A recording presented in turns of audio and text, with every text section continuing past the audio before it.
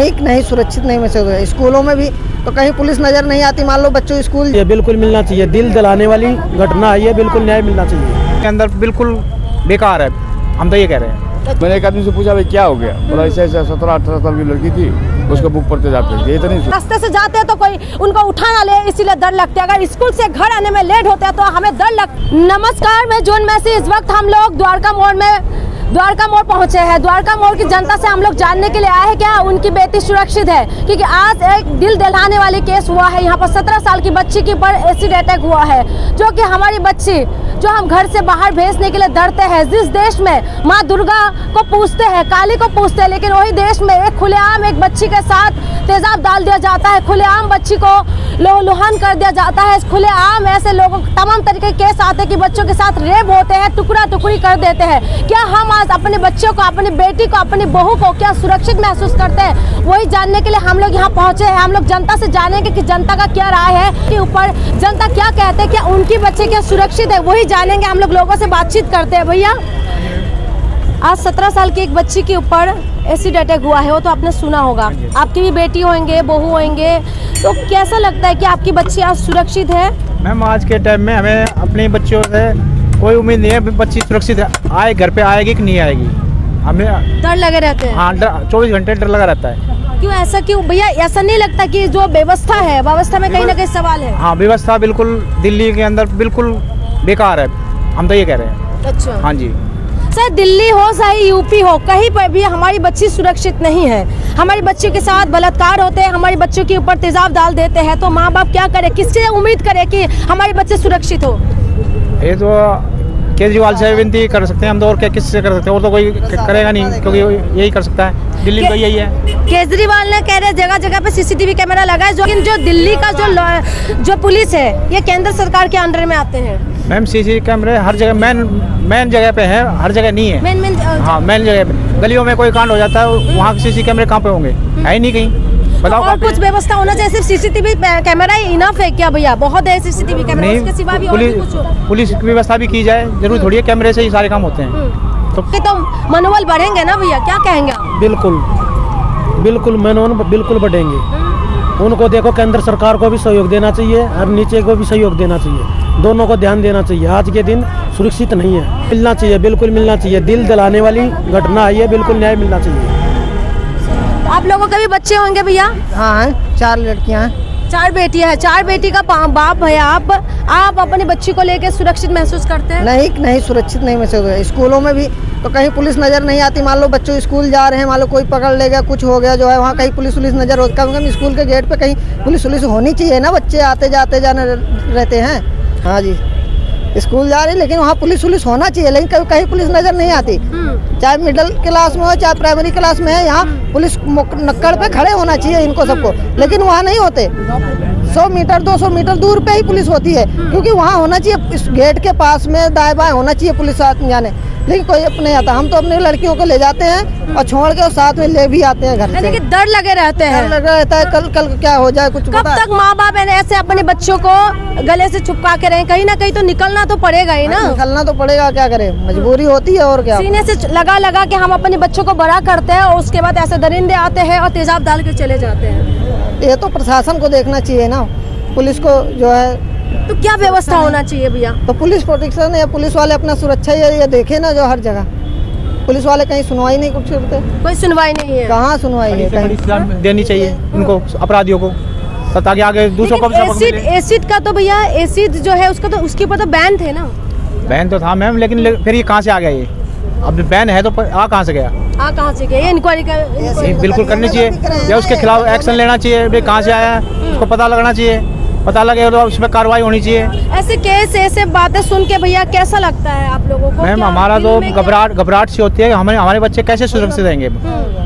तो इसमें माँ बाप क्या करेगा? घर से या तो बच्चों को निकलने ना दे, निकलने में ना कोई काम चलेगा नहीं बच्चे का, जाना तो पड़ेगा ही स्कूल में, या स्कूल और काम धंधे पे कोई भी काम करने के लिए जाना तो पड़ेगा ही। घर से बच्ची को बाहर तो निकालना ही पड़ेगा, निकलना ही पड़ेगा, चाहे पढ़ाई स्कूल कॉलेज कहीं पर। डर के तो रह सकते, सीधी सी बात है।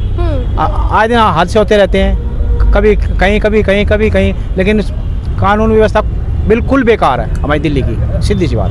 देखिए, ये दिल्ली राजधानी है, दिल्ली हिंदुस्तान का धड़कन है, लेकिन उसके बावजूद भी दिल्ली के अंदर अगर ऐसा केस होता है सर, तो कैसा लग रहा है आपको आज ये सुन के? कितना दर्द, कितना ज़्यादा घबराहट होते हैं आप लोगों को? बहुत ज़्यादा होता है जी। ऐसा है, बच्चे वगैरह जब स्कूल वगैरह जाते हैं तो इनके लिए चिंता रहती है ज़्यादा। हम काम पे निकल जाते हैं, हम तो सुबह निकलते हैं मॉर्निंग में 5 बजे, तो शाम को 5 बजे ही जाते हैं घर में। 12 घंटे बाहर ही रहते हैं।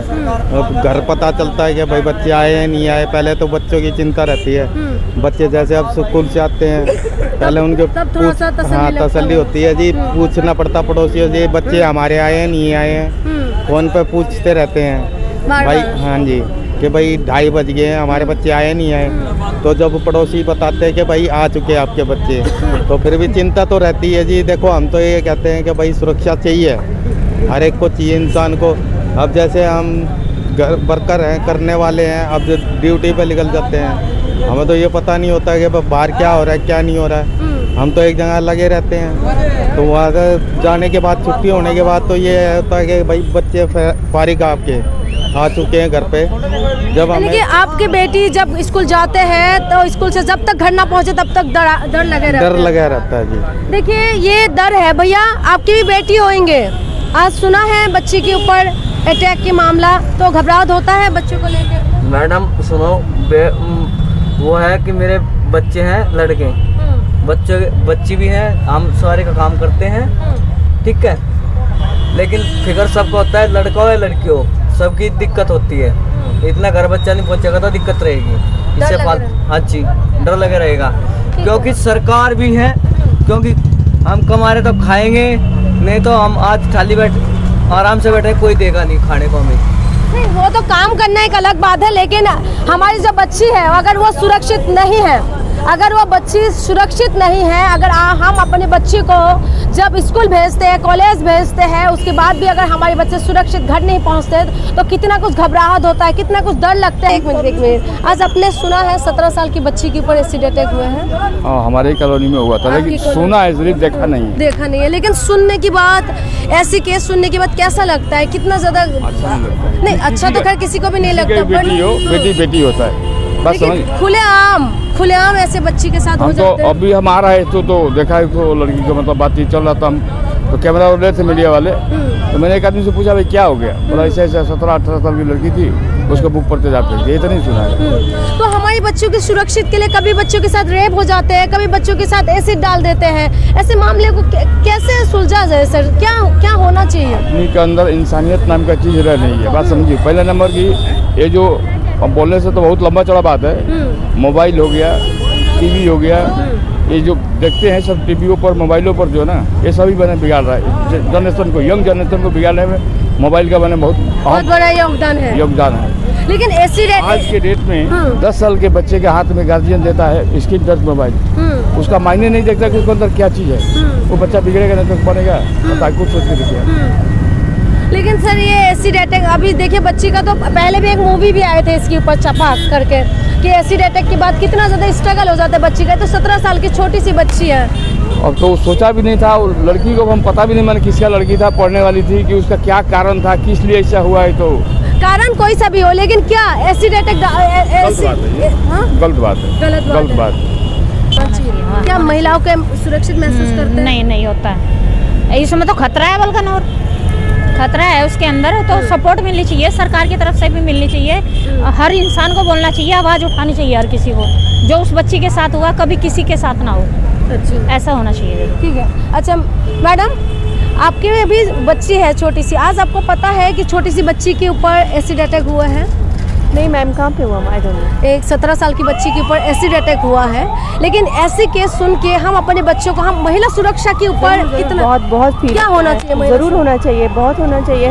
हमारी भी बच्ची है, मुझे भी बहुत फील होता है, कभी कभी चंचल सेकंड बहुत टेंशन में होती हूँ मैं। होना स्कूल जाते हैं? हाँ जरूर।